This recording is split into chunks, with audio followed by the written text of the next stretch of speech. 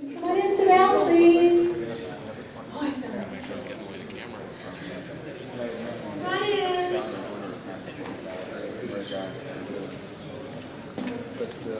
My name is Pat Montour. I am, for lack of a better word, the chair of this conference. And I'm hoping not to knock this glass of water over. I want to welcome you all to the 22nd, I believe, International Space Development Conference. There's been people around who have questioned my sanity because this is the second time I've done this. Now I'm questioning my sanity. No question about it. So I hope everybody enjoys themselves. We've got, I think, a very good program. I've had some really excellent help with Arthur P. Smith and Bob Hillhouse doing a couple of tracks, and Seth Potter did a small track, but a significant one. Right now I'd like, don't sit down, Brian. I'd like to introduce our Executive Director of the National Space Society. This poor man has recently come into the biggest hornet's nest I'm sure he's ever seen, because he had to deal with me. He will introduce our excellent speaker. So I'd like to introduce Brian Chase.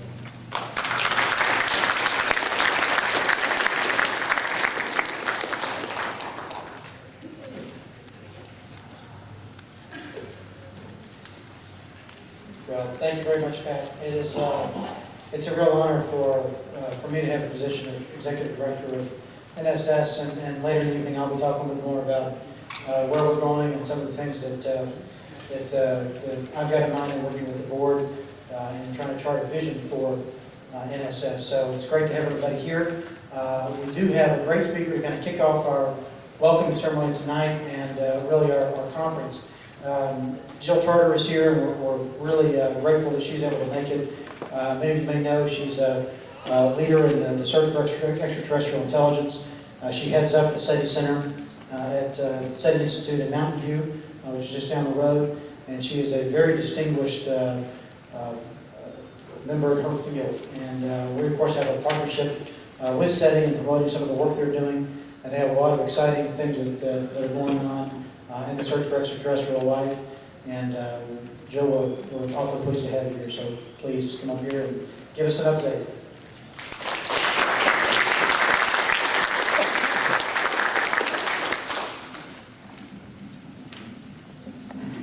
Let's try this.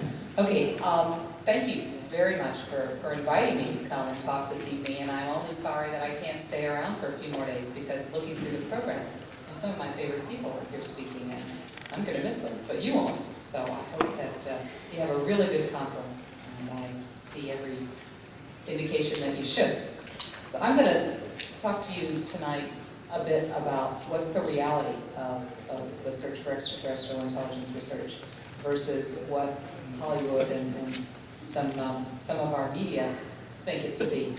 And I'll start by reminding you, and I'm sure most of you are aware of this, that indeed we live in a very large universe, a universe that's getting bigger all the time. In fact, it's getting bigger faster all the time.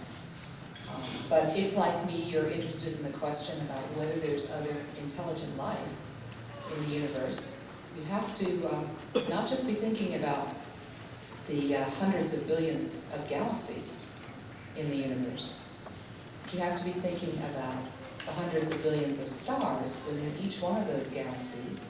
And then, as far as we know, life as we know it is a planetary phenomenon. That means that life, our variety anyway, evolved on the surface of a planet, and in the process it profoundly affected that planet.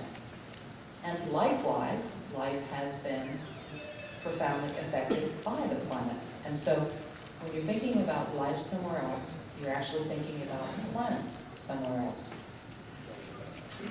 And the question is, how many planets are actually out there? Well, every school child knows about the 9 in our own solar system. And since 1996, we've known that there are other planets in orbit around nearby stars. And today, we can count about 105 planets orbiting distant stars.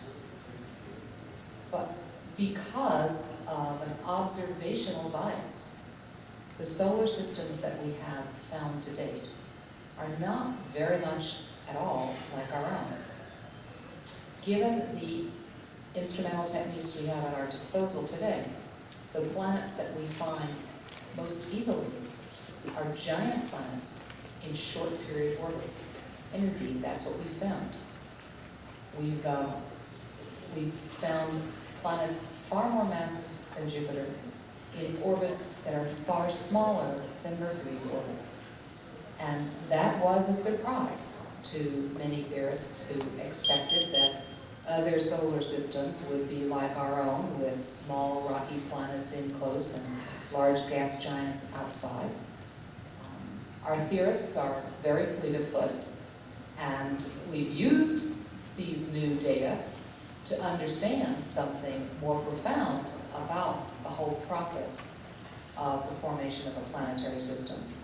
And we think we can explain why there might be solar systems or planetary systems out there with gas giant planets in such very small orbits.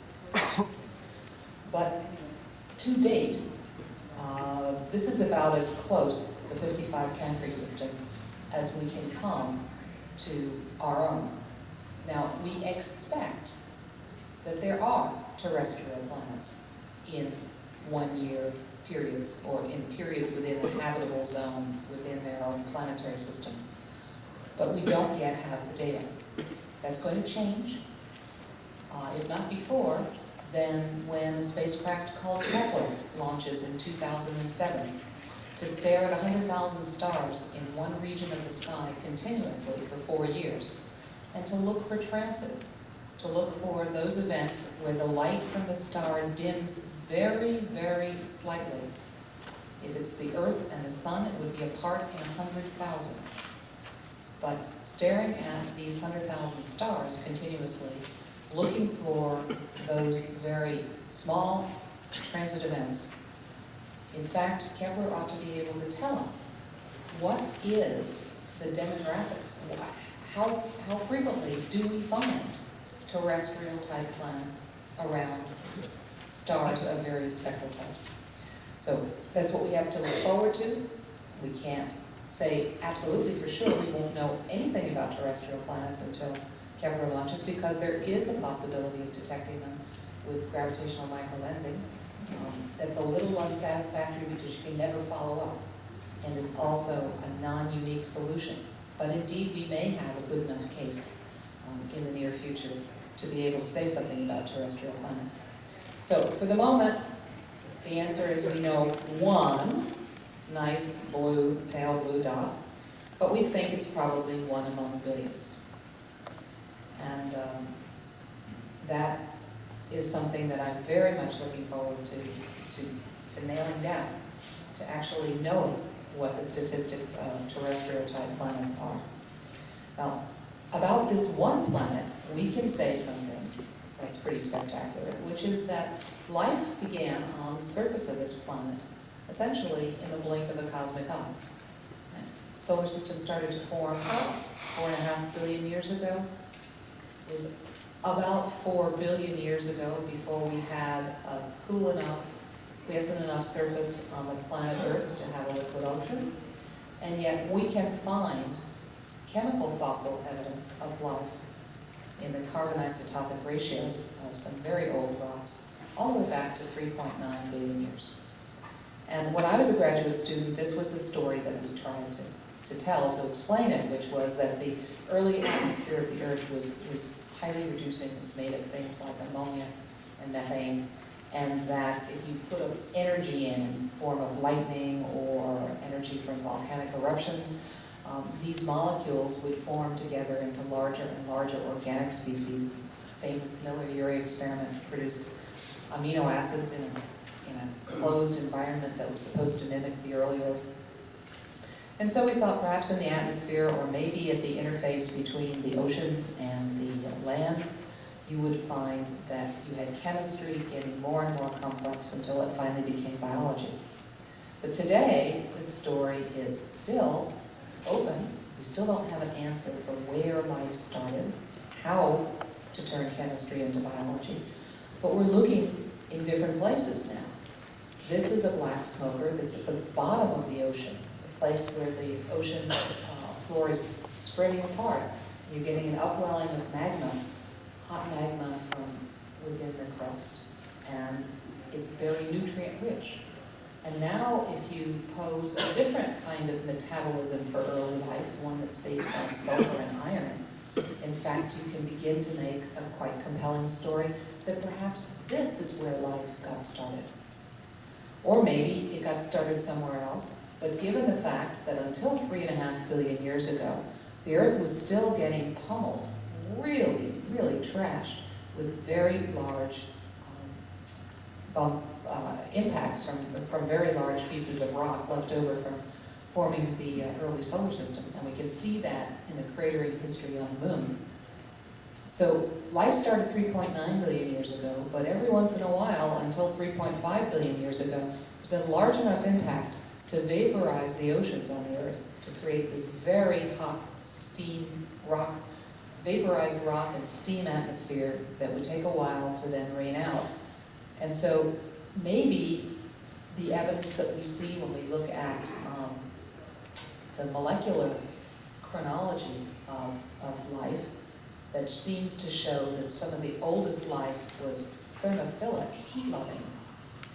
Maybe that means that that's where life started, one of these big black smokers, hot. Or maybe it means that's where life survived. Maybe that was the last refugia for various forms of life on Earth, and just some of them managed to survive because they were at depth around a hot thermal vent, and they managed to get through one of these major impacts. Lots and lots of open questions. I could go on for another 2 hours on that subject. But the short point that I'd like to make is that it started so fast that it's likely, perhaps, that given similar conditions elsewhere, you can expect life to start there as well. And Christian de Duve, who's a Nobel chemist, a very lovely Belgian, elegant gentleman who says with his wonderful Belgian accent that life is a cosmic imperative, means just that. Christian de Duve would say that biology is nothing but a lot of chemistry, and chemistry is very deterministic. Given the same conditions, chemistry will go the same way, over and over again. So, that sounds great when he says it, very impressive. You want to say, yeah, I believe, but that's not what science is all about. The answer, the real question is, where's the evidence for this? Sounds good, but is it right? So, NASA and ESA both have fairly aggressive programs over the next couple of decades to explore the solar system, looking for life on another body. We want to return to Mars. The prevailing wisdom is that at the same time life was getting started on Earth, early Mars was wet and warm, more benign. Maybe life started there. Maybe if there are subsurface aquifers, maybe life still exists there. Or perhaps we could find on the surface of Mars evidence of fossils that would indicate an earlier life on Mars. So we'd like to go back and explore. And then we'd also like to look at the icy moons of Jupiter, because we think that beneath these cracked ice surfaces, there are very large liquid water, salty oceans. They've been there for 4 billion years. And given water, which we think is a prerequisite for life, at least as life as we know it, perhaps it's possible that with some different type of metabolism scheme, there are microbial creatures, making a living under the surface of the ice on these planets. So we're very eager to go explore. And if we found life, not so much on the icy moons, because they're fairly well isolated from the early Earth. But if we found a biology on Mars, then there's another question that we have to ask, and it's a really critical question, which is, are we Martians? because the Allen Hills 840001, in 1996, the claim that this chunk of Mars, this meteorite that had been collected on the Antarctic ice sheets, was actually a piece of Mars, and that within it, it contained structures that looked very much like microbial life. Now that was a pretty amazing claim, and you can imagine that it was greeted with a great deal of skepticism. There has been an enormous amount of scientific energy that's been poured into refuting or enhancing or debating that claim. And I think, by and large, the community would weigh in on the side of the things that were being observed being mineralogy and not biology. But the case is not closed. And one of the great things that happened is that we have really pushed ahead our sampling technology for nano-probe and small-scale structures within this hard material. So perhaps a chunk of Mars could have been chipped off by an early impact and arrived at Earth with a microbe nicely tucked inside and protected in some spore-like form, and inoculated the Earth. So perhaps, in fact, if there's biology on Mars and biology on Earth, it's related. It's far less likely to go the other way around. Earth has a much deeper gravitational well. Mars is a much smaller one. It's easier to get out of there and into the Earth rather than getting off the Earth and into Mars.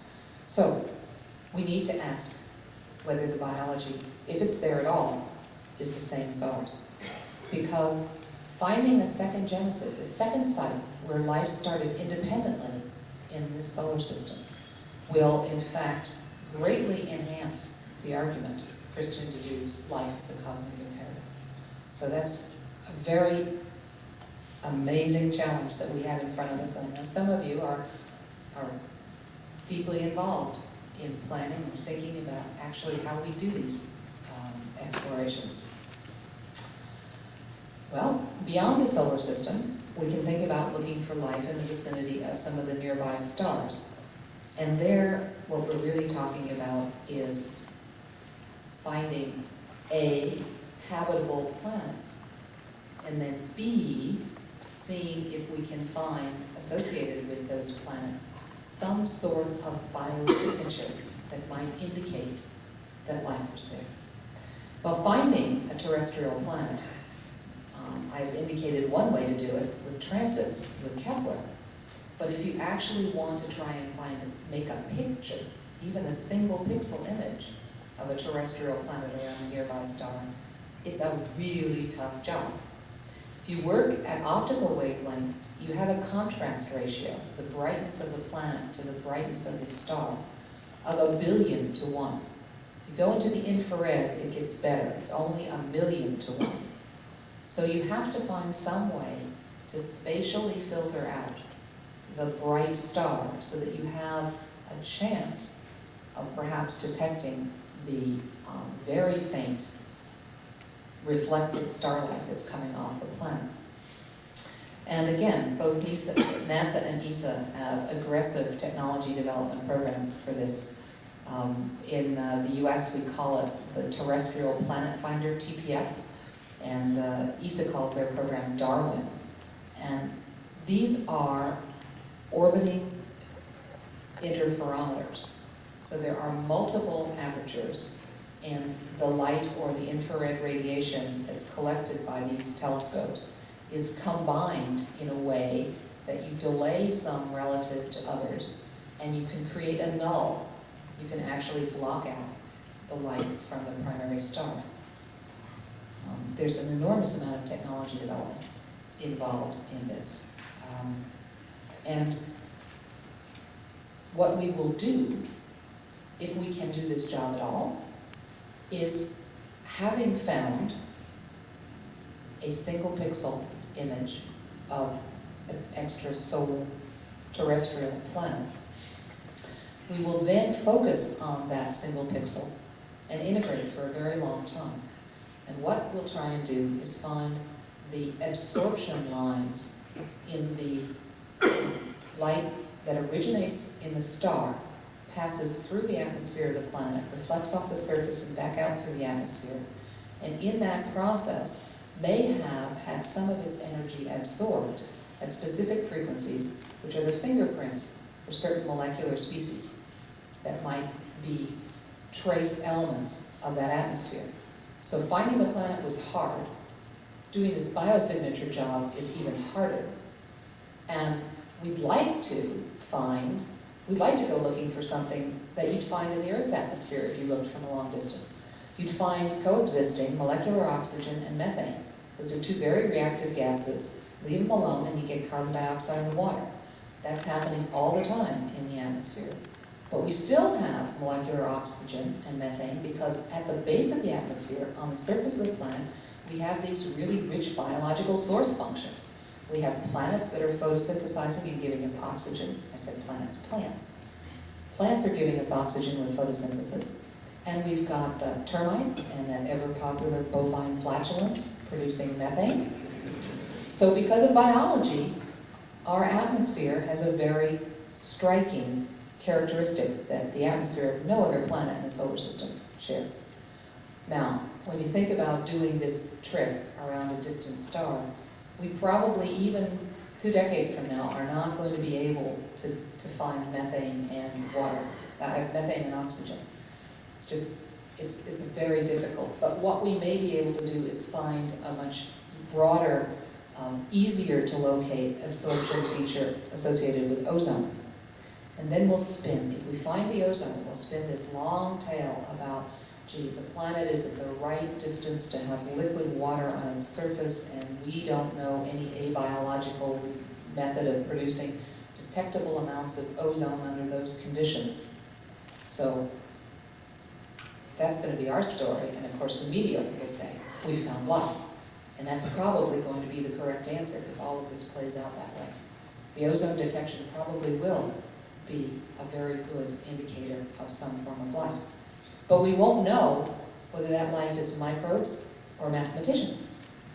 So if you're interested in intelligent life, you got to do something else. Right? And that's what Hollywood thinks about all the time. Every summer we get a new blockbuster, and mostly we get it wrong. Right? And it just doesn't get any better. Except for, of course, the movie written by Carl Sagan. And mostly they got it right. Okay? There are a few little problems, like nobody who does SETI observing wears headphones. There's just too much data to be analyzed every second. Not even my colleague Kent Cullers, who is blind and leads my signal detection team. Kent is very fond of saying that no sighted human is any better at pulling signals out of noise than he is when you're dealing with the data rates that we're talking about. I mean, it really takes silicon intelligence to do the job. And Kent's very good at training that intelligence, the silicon kind. So, no headphones. And there was a terribly embarrassing innumeracy. I suspect you all caught it, right? There's Jodie Foster, and she's looking up at Arecibo, and she's looking at the Milky Way galaxy. So 10 of the 11 stars, and she says, if only 1 in a million of those, and if only 1 in a million of those, if only 1 in a million of those, right? So she's just taken 10 to the 11 and multiplied by 10 to the minus 18, and she says, and there would be millions of places and life. But indeed, the arithmetic doesn't work that way. And I left Arecibo the day before the scene was shot. So I'm not responsible. I wish I could have caught it. In fact, I'm told that Carl Sagan himself caught it twice in a script review, and they just didn't ever get it right. All right, if you detect a signal with an array of telescopes as contact postulated at the very large array in New Mexico, the last thing in the world you would do is start talking on a walkie-talkie and broadcasting in the middle of your radio array, because you will wipe out all of your signals. The cosmic signals, and we infer that also evidence of extraterrestrial intelligence, those signals will be very, very weak.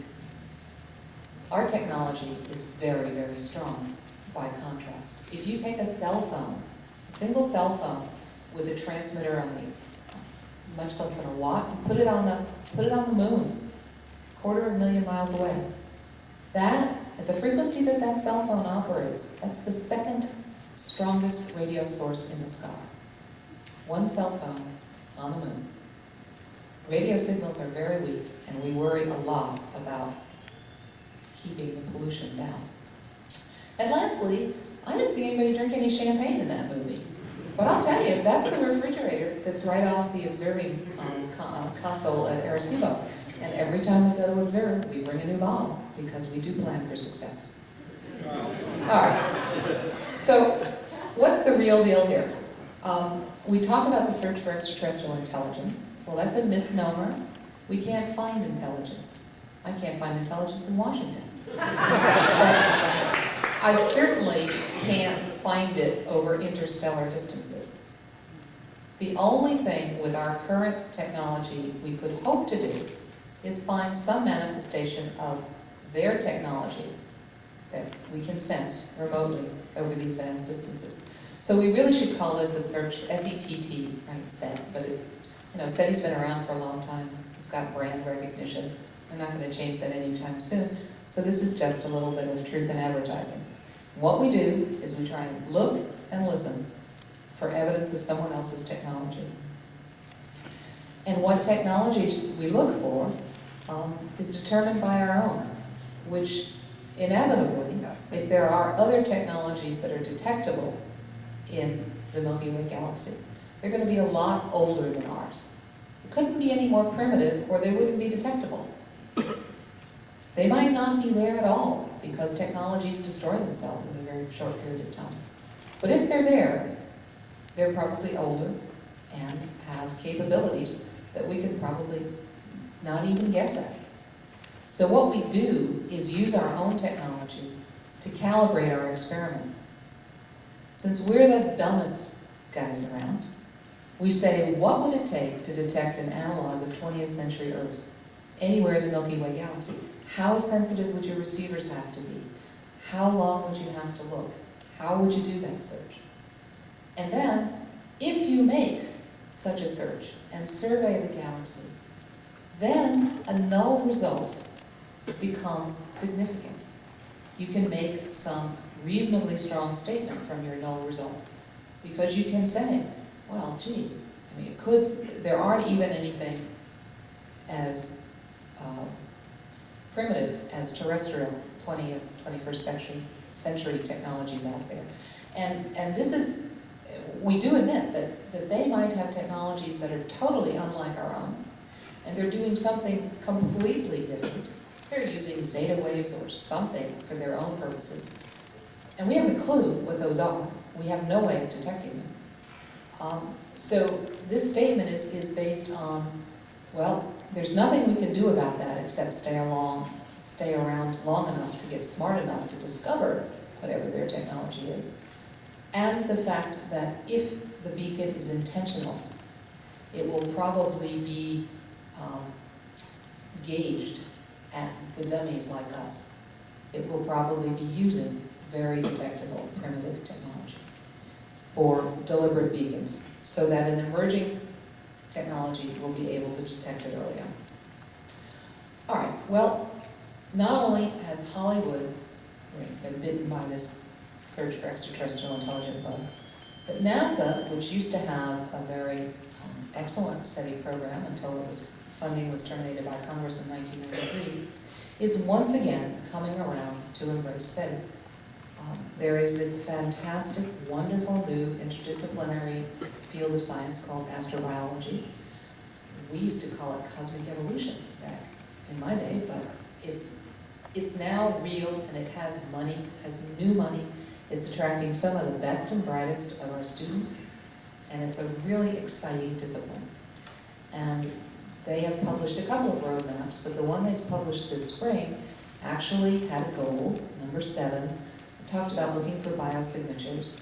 But in this particular roadmap, they didn't stop with microbes. They actually allowed for the possibility to look for the biosignatures of distant technologies. And so what would a signal look like? That's what I'm asked all the time. How would you tell artificial engineered signal from an astrophysical signal? Well, what we've done is look at how nature radiates. And the uncertainty principle tells us that the bandwidth of the product of the bandwidth of a signal and its temporal duration can never be less than 1. And nature, because the emission process is inevitably the result of many, many, many, many, many atoms or molecules vibrating or rotating, nature never gets anywhere close to this limit. So technology can, for economic reasons, get arbitrarily close, but nature occupies a different phase space of this diagram. It has time bandwidth products which are very large indeed. So what we're looking for is short pulses which are very broad, or narrowband signals which are continuous or at least long duration pulses. So those are the two kinds of regimes in which SETI researchers are looking for signals. And on the telescope today, we've got about a dozen programs, and they're sort of two different strategies. The kind of program I work on is called a targeted search. So we pick out a priori positions on the sky where we think it's most likely that terrestrial planets exist, habitable planets, and those are in the direction of solar-type stars. Other groups say, well, that may in fact be the right guess, or it may not even be right. But even if it's the right guess, if the target is far enough away, the dust in the interstellar medium obscures it, and that target isn't in any of our catalogs anywhere. But if we happen to look in that direction by doing a sky survey, even if we use instruments that are less sensitive in the sky survey mode, if we end up looking in the right direction, then maybe if there's a strong signal out there, we'll detect it. So, two complementary search strategies. And I'm going to go through and show you some sort of like baby pictures, pictures of people and machines who are working in this field, because there's not something you see every day, and they're favorites of mine. And we have a couple of different flavors of SETI today. We have optical SETI and we have microwave SETI. And then we have plans for the future. So here's optical SETI. It was proposed back at the same time that Project Ozma was done in 1960, the first radio search. A couple of years later, Charlie Towns, who got the Nobel Prize for the laser, said, you know, why don't you look for lasers out there? And why don't you look for short pulsed broadband lasers? The reason that never took off, aside from the fact that Charlie would never let his graduate students work on it, is basically that to look for broadband optical pulses, very short pulses, you need photodiodes with very rapid rise times. And they have existed throughout this time, but they haven't been very affordable. It's only been in the last decade or so that we can get photodiodes that can distinguish individual photons within a nanosecond or a microsecond that are really very affordable. And so what we've done is to begin optical SETI programs, and they're mostly university programs because, again, the scale of cost is now down in that region. And when you do this, you have to actually use not one photodiode in the red circle, but you have to use two in coincidence to cut down the false positives, the false alarms you get from energetic particles interacting with the glass in your apparatus. So 2 photodiodes in coincidence looking for very fast pulses. The first person who built a system and put it on this 20-inch telescope at Leuschner Observatory was Dan Wertheimer at Berkeley. And then Paul Horowitz at Harvard said, hey, that's really clever, Dan. And he and his students copied that, and they had a nice system, but they were using slightly different photodiodes. And when it gets hot and humid in August in Massachusetts, these diodes suffer a discharge, they break down. So Paul's false alarm rate was much too high. So he called up his friend, Bob Wilkinson, who unfortunately passed away this spring, at Princeton. And Wilkinson and his students refurbished this telescope on the campus of Princeton. And they've taken advantage of the fact that between Princeton and Harvard, there's a 1.6 millisecond light travel time. So using GPS receivers at the telescopes and the internet, they can synchronize the two detector systems very well, and they can look for a coincidence detection at Harvard, followed by or preceded by a coincidence detection at Princeton with this 1.6 millisecond time difference. And that has dropped their false alarm rate to essentially nothing. There's been a small telescope outside of Sydney that's been built for optical SETI, and the best of the optical SETI searches, both because of sensitivity and because it uses not 2 photodiodes, but 3 photodiodes, so essentially has no background false alarm rate. This is a system at Lick, which is built under the supervision of Frank Drake, the gentleman who did the first radio search 40 years ago. And that's Shelley Wright, the undergraduate student who built this detector as her senior thesis project. Now, there is another optical SETI search, and that's being done by Jeff Marcy, the planet hunter. He's taking all of his data for which he has, that he has archived to look for planets. And there you can see a number of different orders of a spectrogram with the dark absorption lines that Jeff watches go blue to the blue and to the red to indicate the Doppler velocity change of a star due to a planet tugging on it.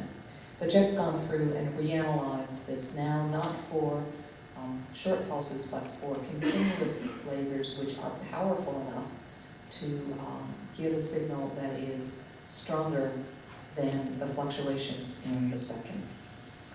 All of these, of course, have not had any positive results. Otherwise, I wouldn't be standing here. Whoever made the discovery would, and be hearing a different story. Okay, the future of optical SETI, well, this year we're going to begin an optical sky survey, or that is Paul Horowitz is going to begin an optical sky survey with a very inexpensive observatory that's been built just for this purpose. And it now utilizes the fact that these photodiodes come in linear arrays. So Paul has linear arrays of 512 photodiodes, and he's going to be just doing a drift scan of it's approximately 70% of the sky you can see from Harvard, Massachusetts, assuming the sky is ever clear at Harvard, Massachusetts. So this is about 200 days worth of observing to cover the sky you can see. And it should get started sometime later this year. We're also talking to the particle physicists, the folks who are looking for very, very high energy gamma rays, by building these light buckets. Telescopes that collect a lot of light but don't focus it very well. These aren't very good mirrors. They're just really good big light buckets. And they're looking for air showers. So they've got focal plane arrays of photodiodes, and they're looking for those events where multiple photodiodes go off, indicating a long air shower. What we'd like to do is take those single photodiode events that happen simultaneously at each of the telescopes in the same pixel, and use that as an indicator for optical SETI pulses. And then finally, the 2 programs that I talked to you about, TPF and Darwin, which will probably, before they fly, become a single international program. One can use those to do optical SETI in the vicinity of the stars that they will be observing. And now we get to the traditional, the microwave SETI, the radio SETI. And I've drawn here the natural background from the sky, and I've changed my axis. My y-axis is now noise temperature. This is a unit the radio astronomers use. You can see below a gigahertz, 1,000 megahertz, a billion cycles per second, right? There is what's labeled galactic noise. This is synchrotron emission from electrons that are spinning around the magnetic field lines of the galaxy. And then you see the 3-degree background. Well, that's the remnant from the Big Bang. You cannot escape that. So that's the absolute noise floor. If we were in free space, you just have h nu over k, quantum noise from the photons rising up, and so 50 or 60 gigahertz would still be quiet. But we actually sit on a planet with an atmosphere with water vapor and oxygen. So for our planet, we have a terrestrial microwave window that begins to close at above 10 gigahertz.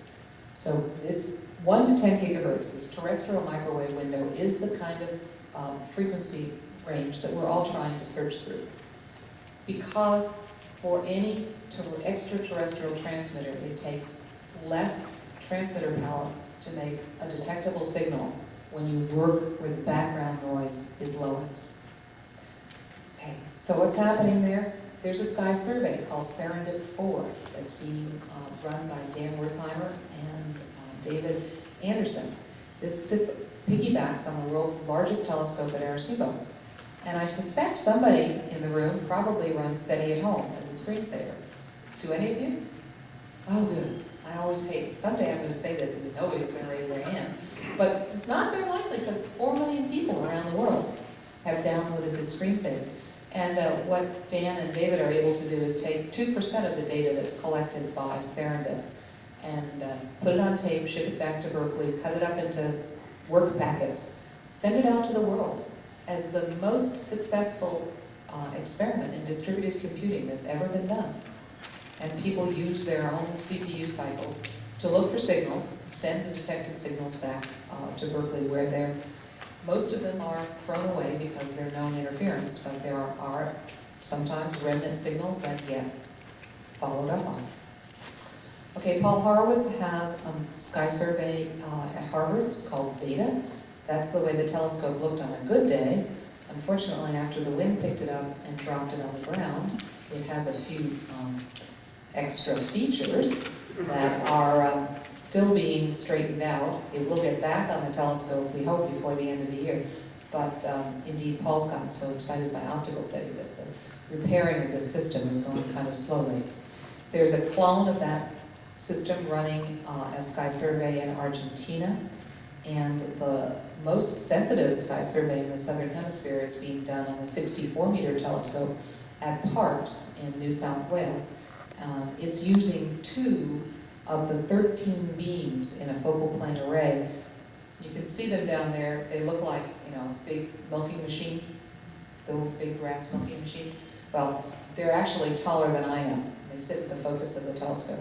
2 of those beams are being used by Southern Serendip and use 2 beams to try and rule out interference. And then there's an amateur program that Paul Schuck runs from the SETI League in New Jersey, trying to use, the idea is if you could get 5,000 people with backyard dishes staring at the sky all the time, then you'd have a detector for transients. And Paul hasn't got 5,000 people, he's got slightly over 100 stations, and they're planning a very small array and going on to a larger array to confirm signals found by their individual members. And then there's the Phoenix Project, which is the targeted search that I work on. And it uses the very large telescope at Arecibo and a slightly smaller telescope at Jodrell Bank in England. Right? And it's called Project Phoenix because this is what you do to rise from the ashes of congressional termination. You go out and raise private funding to keep the targeted search portion of NASA's SETI program going. Again, it's searching the microwave window from 1 to 3 gigahertz. It's a targeted search of 1,000 nearby stars that are pretty uniformly distributed across the sky. Arecibo is 1,000 feet across, and in England the Lovell telescope is 250 feet across. And the reason that we use 2 telescopes is to help discriminate against our own interference. The signal that's coming from the stars will arrive at the 2 telescopes with slightly different frequencies and slightly different rates of change of frequency. The rate of change of frequency is due mostly to the rotation of the Earth. And we can use that differential Doppler signature to discriminate against satellites or overflying aircraft, or indeed just the simple test of seeing it one site and not seeing it the other rules out garage door openers and local cellular phone interference. And what we do to look for the signals these narrow band signals that are either continuous or long pulses, is that we search the two-dimensional time domain, the two-dimensional space of frequency and time, looking for these patterns, looking for these straight lines, these drifting CW signals. The slope of the line will be determined by the unknown relative acceleration between us and the transmitter. So we have to look for all possible slopes. And that's computationally very intensive, except that Ken Colors has come up with a barely doable algorithm. But when we do this, we build our own supercomputers to do it. And then an easy job is looking for pulses, because for the same average power, we can afford to put a threshold on our data and only look at those points that are above that high threshold.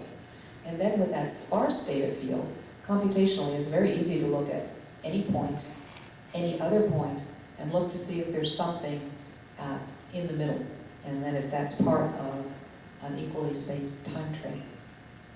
So computationally, this is an easy trick. And we've been doing this since 1995, when we first brought the equipment up at the Parks Observatory in Arecibo. And we've been using a fiducial on the sky every day. We observe to know that our equipment's all working, that the software's all working, that we're getting this differential Doppler stuff right. We've been using Pioneer 10. It's more than 7 billion miles away, 6-watt transmitter, which when you use a 1,000-foot telescope is an incredibly strong signal. Right? In fact, on the last year, on the 30th anniversary of Pioneer, we tuned in and we switched over to the sideband, which is carrying the 16 bits per second of data from the spacecraft. It's not 16 baud, it's 16 bits per second. You can kind of get out your pencil and decode it right here on the screen. But unfortunately, Pioneer 10 will no longer speak to us unless we speak to it, and NASA has stopped speaking to it. And so we no longer have that fiducial to know that our equipment is working. So instead we asked the amateurs on the east coast of the US to bounce a signal off the moon that we would detect with Arecibo and Jodl. And it's not quite so good. We're kind of, because it's in the near field, we have to put a little bit more code in. So we're not exactly checking our normal code, but it is a good, it tells us if somebody's kicked a plug out of the back of a rack. And we can know that much. So, although we've been doing this since 1995, we've actually only been on the telescope a total of just under a year, total telescope hours. We've detected many, many signals. We've used our dynamic database and our pseudo-interferometer with the two telescopes to filter out and then to follow up on all signals that we get in real time.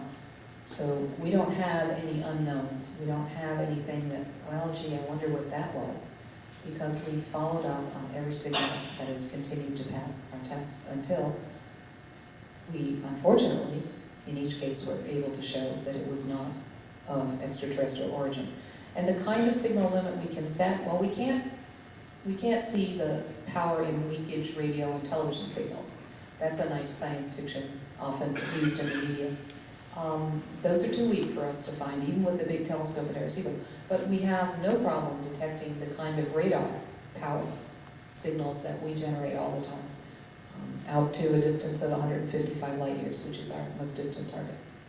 So, it's a long story about searching a multi-dimensional cosmic haystack. And here are some of, there are actually 9 dimensions, and we've compressed them into, some of them into a 3-dimensional diagram. And the takeaway from this is there's mostly empty space, right? We've been working very hard, but we haven't actually searched a whole lot. And we don't have any audio, so I'll just go on. But here Jodie Foster's making her pitch for funds, and she basically says, we know how to do it, and you know, now all we need is the money, right? We need a better telescope to do SETI, at least microwave SETI. And that's what it's going to look like. It's called the Allen telescope, because Paul Allen has funded the technology development for the instrument. It's 350 6-meter dishes, 6.093, that's 20 feet. They don't do metric in Idaho. So it's 20-foot dishes. Very inexpensive to make because they're manufactured by a gentleman who normally manufactures backyard satellite dishes. We have paid to have an off-axis, very large, very expensive mold made, but once the mold is there, the high-performing process is incredibly cost-effective, and these dishes can be stamped out in a matter of minutes. Stamped, pressed down. The figure at the bottom is actually what we think the telescope will look like. The figure at the top has a radome. That white surface is actually Gore-Tex. It's just to keep out the snow and the birds and the bees. We actually think that it will be more like that green surface down below and stretch all the way to the rim of the telescope now. This is a project between the SETI Institute and UC Berkeley. And the other thing that we do to make it cheap is we use consumer electronics. We use devices that have been developed for the telco industries to gather the signals and hook up this array together. So this is a very strong self-supporting surface. It's like a wok. The wok is much stronger than the aluminum sheet from which it's made. And right now, we don't have 350, we've got 3. And 347 to go. This is being done by a team of lots of gray-haired people like me, but the really neat thing is lots of young people too. We have lost a whole generation of radio astronomy scientists at centimeter wavelengths once we built the wonderful national facilities at Socorro and the very long baseline array. We lost the university facilities. We stopped training students. This is a great project because it gives us an opportunity to re-educate the next generation. And the thing about the Allen Telescope Array that is so incredibly cool is that I don't have to fight for time anymore. I mean, I have 5% of the time at Arecibo. It's more than anybody else has. It's only 5% of the time. I want 100% of the time. I want to build my own telescope. But so do the radio astronomers. They want to build their own telescope. The way we've built it, we actually both have 100% of the time. And this is how that works. Okay? Arecibo has a 3-minute of arc beam on the sky, 1.4 gigahertz. A 6-meter dish, or the array of 6-meter dishes, has a primary field of view of 3 degrees at that frequency. And within that 3 degrees, there are lots of different target stars. And the radio astronomers can use a correlator to make a radio image of this whole field. They can do huge, vast surveys this way. And I can do another trick and sum up the output of all the telescopes and phase them up into individual beams. And in fact, the architecture is such that I can do 16 beams at a time, anywhere within that field of view. So the radio and the beams are beautiful. When you're phasing up 350 dishes, you can set your configuration on the ground to give you a perfectly smooth Gaussian distribution on the sky. So those are gorgeous beams with very low side lobes. And so we have a real win-win. I can pick targets in the fields that the radio astronomers are observing. We can always use this all the time if I have a big enough target list, and I'm working really hard on that right now. So when the day that we start observing, my search is going to go up quite. The speed is going to go up by a factor of 300, and it will only get better from there as I build more backends and more detectors and computers get faster. So sometime late 2005, 2006, the Hack Creek Valley in Northern California is going to look like this. And I hope there isn't going to be anybody on our staff wearing such an ugly sweater. But somebody will be there. Maybe one person will be there to wave hello. Most of us will be observing remotely from other parts of the state. This is what the Allen Telescope Array will do for expanding the search through the galaxy. See that little pink ball? That's what I'm working really hard on. That's 155 light years in radius. 1,000 stars, target stars within that. The Allen Telescope Array will expand that out to a few 100,000 stars, maybe even 1 million stars, within a decade of searching. So we'll begin to get away from our back doorstep and actually begin to probe some of the galaxy realistically. And this is just an example of Moore's Law giving us better tools. And our tools are finally catching up with the huge size of the program that we're undertaking. And we've been on this Moore's Law kind of solid line graph. Our equipment, our searching has gotten faster, our computing has gotten better, and we can project that ahead and see what that will do. And you can see that we don't have to wait forever. We can't do it now, but within a couple of decades, maybe even we have to take 3 decades, we'll have been able to make a systematic search of the Milky Way galaxy and make some significant statements. Hopefully, somewhere along they'll be positive, but even if they're negative, they would be significant. Now, the only fly in that ointment is that the interference locally may be increasing so rapidly that even with an interferometer, even with the ability to null and track out satellites, we may not be able to climb all the way up the curve, and so that brings a topic that you'll be discussing in the next couple of days. Lunar far side may be the preferred site for doing SETI observations. I've talked about receiving, but if everybody is listening and no one is sending, this isn't going to work. So maybe we should be broadcasting. And we looked at that very hard when we held a series of workshops to set a roadmap for the SETI Institute. Right? If we did that, we'd learn a lot more about beacons and be able to build better matched detectors to whatever might be out there. But the arguments against it are overwhelming. Basically, we're too impatient. If you're talking about a transmission strategy, you're suddenly into 10,000-year program plans. Right? If you start to transmit, you shouldn't ever stop. Because if you transmit for only a little while, say a year or 5 years, your signal is going to go past your intended receiver or your unknown receiver, but someone out there who might be able to detect it. And what's the probability that in that year or that 5 years, they're going to be looking at you with just the right technique in just the right way? So your transmission has to go on for a long period of time. And we're just not socially organized to do this kind of thing. Transmission's expensive. We're doing it now by leakage radiation. We'll continue to leak. Everybody says, oh, it's going to go on fiber and you'll go quiet. No, we're not going to go radio quiet. We'll go radio pink. The noise envelope that we generate from all of our cell phones and the small, low-powered transmitters that we're going to be using in ever more abundance will look more and more like white noise. But the total envelope, power envelope, is going to increase. So we decided that, at least for the near term, transmitting isn't to be pursued. It's a strategy of choice when our civilization grows up. Okay? When we're able, because of some global governance, to answer questions like, who would speak for Earth? What would they say? These are the groups we're working with today. I mean, it's kind of a joke.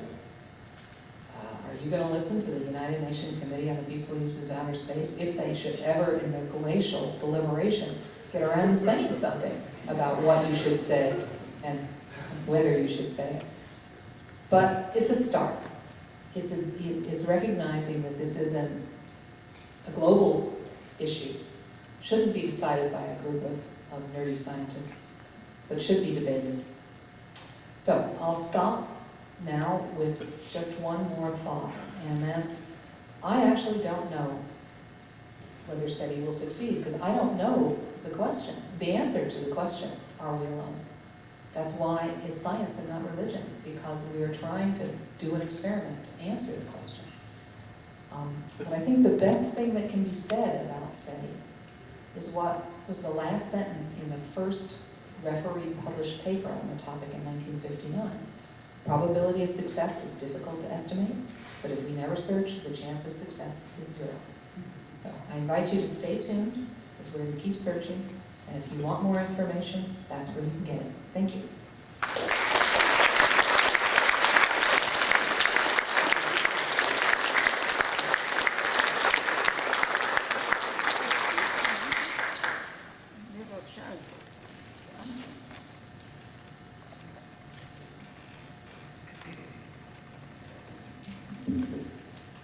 Well, thank you very much, Jill. As we get the laptop unpacked so you can get on the road, we'll proceed in just a second.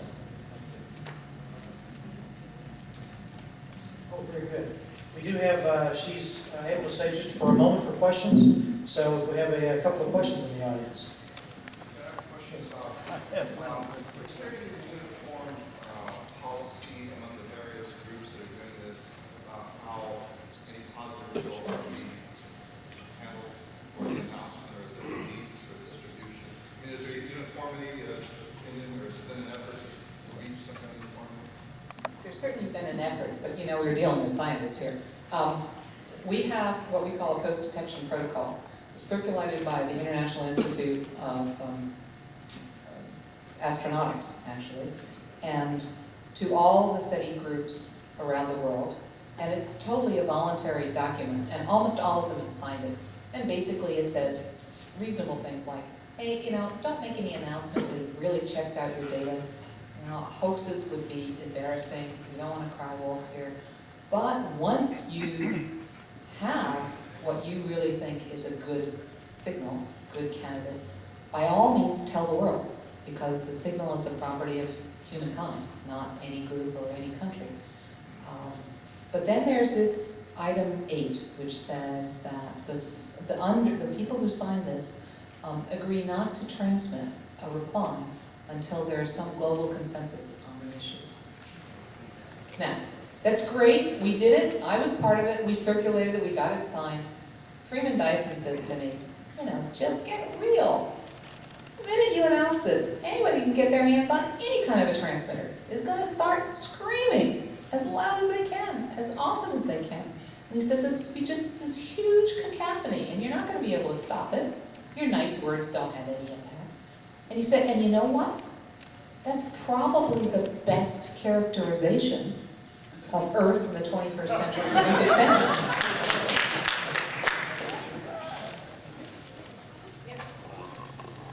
I assume intelligent life needs a certain level of elemental development to come out of the star system.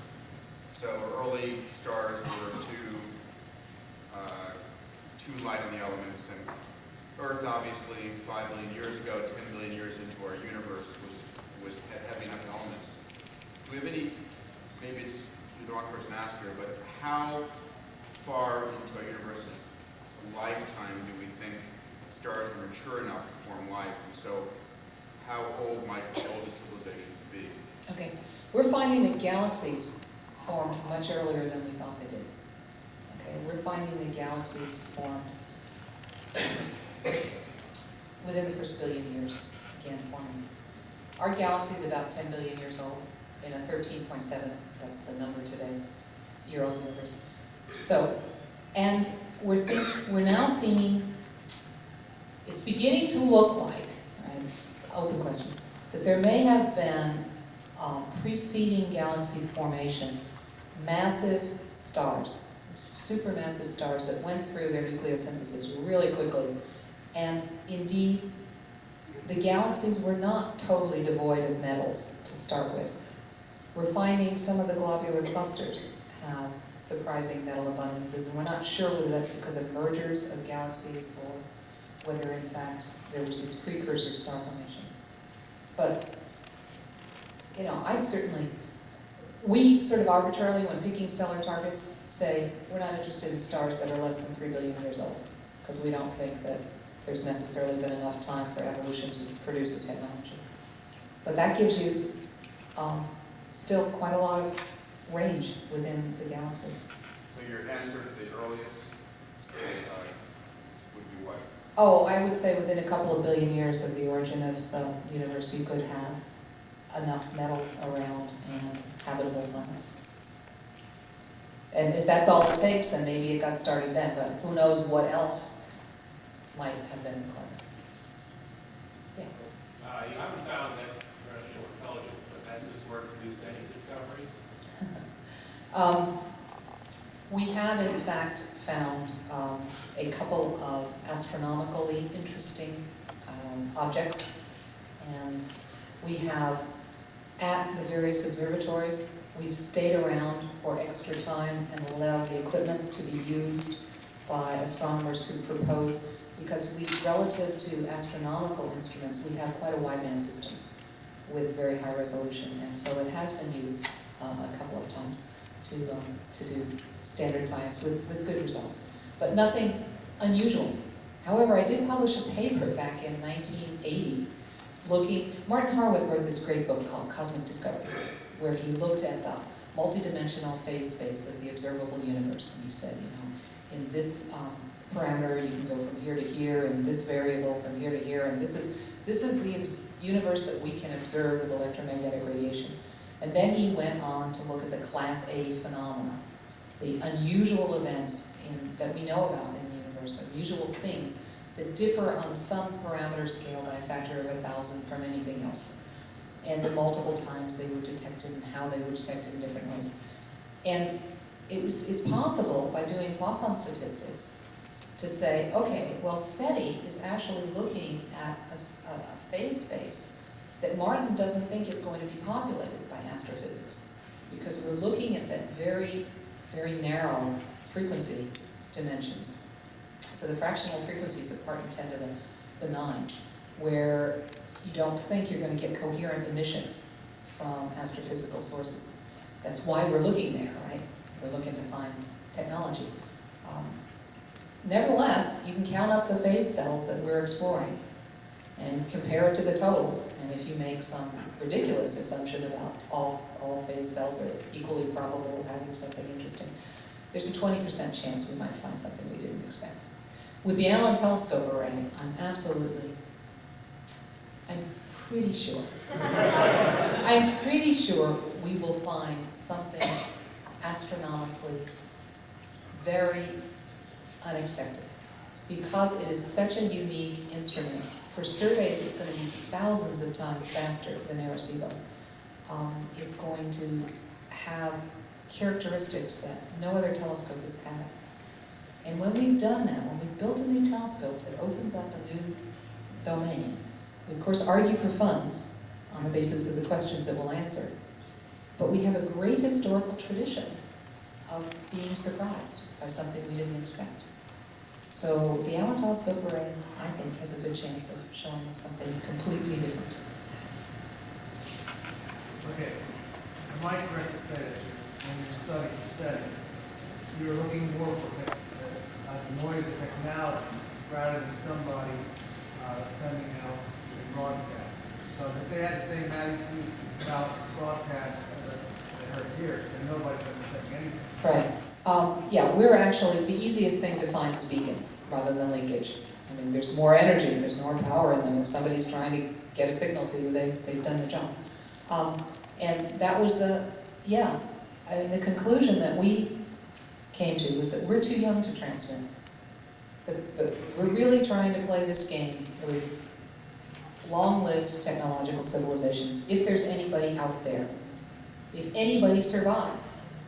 And if the rule out there is the moment you develop a technology, you use it to destroy yourselves and your environment, there's nobody for us to find. But if in fact technology can be stabilizing, if in fact long-lived civilizations are possible, then co-temporally and co-spatially, there may be some in our vicinity. And one could expect that they would be doing the harder job of transmitting. And as I said, as I tried to say, transmitting now, no. But transmission should be in our future as a strategy as we grow up enough, I don't know any other way to say it, so that we can take on that long-term job. Okay. Yeah. One of your last slides showed a set of three, I caught three values for N. From skeptic down to say, what is Jill Tarter's N? Jill Tarter's N is it's probably greater than 1. I work with Frank Drake. He's a marvelous individual. And yet I have to say, I think the Drake equation is a wonderful way to organize our ignorance.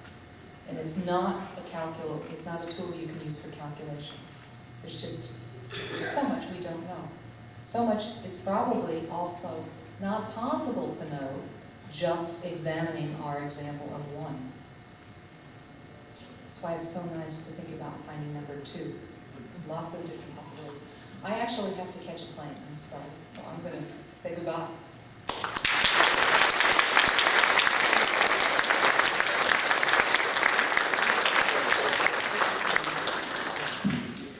Well, thank you very much, Jill. That was very informative, and of course, we all need to make sure we go out and run contacts so we can understand the motivation for the show. So thanks again, Jill. Let's give her another round of applause.